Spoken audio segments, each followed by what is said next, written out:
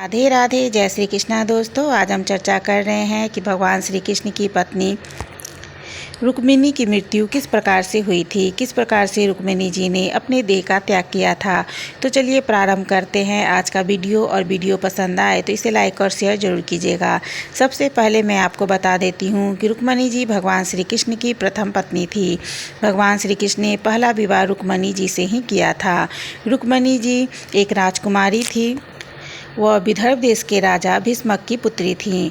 रुक्मिणी जी बहुत ही ज़्यादा रूपवान थी और ऐसा माना जाता है कि वह माता लक्ष्मी का अवतार थीं। इसलिए वह श्री कृष्ण से बहुत ही ज़्यादा प्रेम करती थी। रुक्मिणी जी अपने बचपन से ही भगवान श्री कृष्ण की लीलाओं के बारे में सुनते हुए आ रही थी और बचपन से उनके बारे में सुनते सुनते ही बड़ी हुई थी, जिस वजह से उन्हें भगवान श्री कृष्ण से एक लगाव हो गया था। और दूसरा कारण ये भी था कि वह भगवान श्री कृष्ण को दिल से इसलिए चाहती थी क्योंकि उन्हें लक्ष्मी जी का अवतार माना गया है और भगवान श्री कृष्ण को विष्णु का। तो इसलिए विष्णु के बिना लक्ष्मी और लक्ष्मी के बिना विष्णु का रहना बिल्कुल भी संभव नहीं है। रुक्मिणी जी से भगवान श्री कृष्ण का विवाह एक बहुत ही रोचक घटना है। रुक्मिणी जी चूँकि भगवान श्री कृष्ण से प्रेम करती थी, इसलिए जब उनके भाई रुक्मी ने उनका विवाह कहीं और तय किया, तब उन्होंने भगवान श्री कृष्ण को एक पत्र भेजा, जिसमें उन्होंने लिखा था कि अगर भगवान श्री कृष्ण उन्हें नहीं अपनाते हैं तो वह अपने देह का त्याग कर देगी, लेकिन वो किसी और से विवाह नहीं करेगी। इसलिए भगवान श्री कृष्ण उनके राज्य में जाते हैं और उनका हरण करते हैं, उनके भाई से युद्ध करते हैं, जिसमें भगवान श्री कृष्ण विजयी होते हैं और वह रुक्मिणी जी को लेकर के द्वारिका में आ जाते हैं। और द्वारिका में आने के बाद उन दोनों का भव्य तरीके से विवाह होता है और रुक्मिणी जी भगवान श्री कृष्ण की प्रथम पत्नी बनती हैं, जिन्हें बाद में भगवान श्री कृष्ण अष्टभुजाया की भी उपाधि देते हैं। और इसके साथ साथ वह उनकी 8 पटरानियों में सबसे बड़ी पटरानी भी कहलाती हैं। रुक्मिणी जी की मृत्यु किस प्रकार से हुई थी, चलिए अब इस बारे में चर्चा करते हैं। जब कलयुग का आरंभ होने वाला था, उससे पहले ही भगवान श्री कृष्ण के पास देवतागण आते हैं और उन्हें कहते हैं कि अब उनके अपने लोक में जाने का समय हो चुका है। वे अपने लोक में कब प्रस्थान करेंगे, इसका निश्चय उन्हें स्वयं ही करना है। और उसके बाद भगवान श्री कृष्ण से मिलने के बाद सभी देवतागण वापस से वहाँ से चले जाते हैं।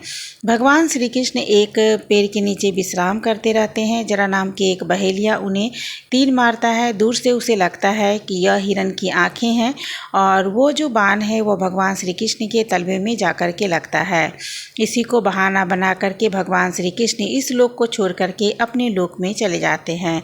जरा को अपनी भूल का पश्चाताप होता है, वह भगवान श्री कृष्ण से माफ़ी मांगता है, लेकिन भगवान श्री कृष्ण उसे बताते हैं कि यह मात्र एक संयोग था और जरा का ऋण भी था, क्योंकि जरा पिछले जन्म में बलि था और भगवान श्री कृष्ण ने यानी कि राम अवतार में जब भगवान विष्णु ने जन्म लिया था तो उन्होंने बलि को भी छिप करके ही मारा था।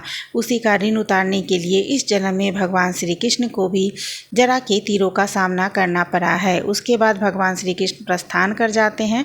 भगवान श्री कृष्ण के प्रस्थान करने के बाद पूरी द्वारिका नगरी डूबने वाली रहती है, क्योंकि द्वारिका नगरी जिस जमीन पे बनी रहती है वो ऋण का जमीन होता है। समुद्र भगवान श्री कृष्ण को वह जमीन ऋण में देता है, सिर्फ इस बात पर कि भगवान श्री कृष्ण की मृत्यु के बाद वो वापस से अपनी ज़मीन को ले लेगा, यानी कि समुद्र में समाहित कर लेगा। और भगवान श्री कृष्ण इस बात पर राजी हो जाते हैं और द्वारिका नगरी वहाँ पर बसाई जाती है। भगवान श्री कृष्ण की मृत्यु के बाद जब तक के देवी रुक्मिणी द्वारिका में रहती हैं, तब तक समुद्र द्वारिका को अपने अंदर समाहित नहीं कर पाता। और जब अर्जुन आकर के भगवान श्री कृष्ण की समस्त पत्नियों के साथ रुक्मिणी जी को वहाँ से लेकर के जाते हैं, तब पूरी की पूरी द्वारिका नगरी समुद्र में समा जाती है। इंद्रप्रस्थ पहुंचने के बाद रुक्मिणी जी को इस बात का एहसास होता है कि उनकी समस्त प्रजा अब सुरक्षित है इंद्रप्रस्थ में और उनका कार्य समाप्त हो चुका है। इसलिए वो अर्जुन से बात करती हैं और उन्हें बताती हैं कि अब उनके भी अपने लोक में जाने का समय हो चुका है। और वो अपनी शक्तियों से अपने शरीर को त्याग देती हैं और उनका जो शरीर है वो अग्नि में समाहित हो जाता है। और उसके बाद रुक्मिणी जी भी वापस अपने लोक यानी कि बैकुंठ धाम चली जाती हैं। उनके बैकुंठ जाने के बाद रुक्मिणी जी की मृत्यु के बाद भगवान श्री कृष्ण की अन्य पत्नियां वन में चले जाती हैं और वहीं पर तपस्या करने लगती हैं और उचित समय आने के बाद वो सब भी अपने शरीर का त्याग कर देती हैं। भगवान श्री कृष्ण के प्रपौत्र को इंद्रप्रस्थ का राजा बनाया जाता है और पांचों पांडव भी अब समय आने पर अपने शरीर का त्याग कर देते हैं। तो दोस्तों, इस प्रकार से होती है रुक्मिणी जी की मृत्यु। तो अगर आप लोगों को मेरा ये वीडियो पसंद आए तो इसे लाइक और शेयर जरूर कीजिएगा और चैनल पर बने रहिएगा। राधे राधे, जय श्री कृष्णा।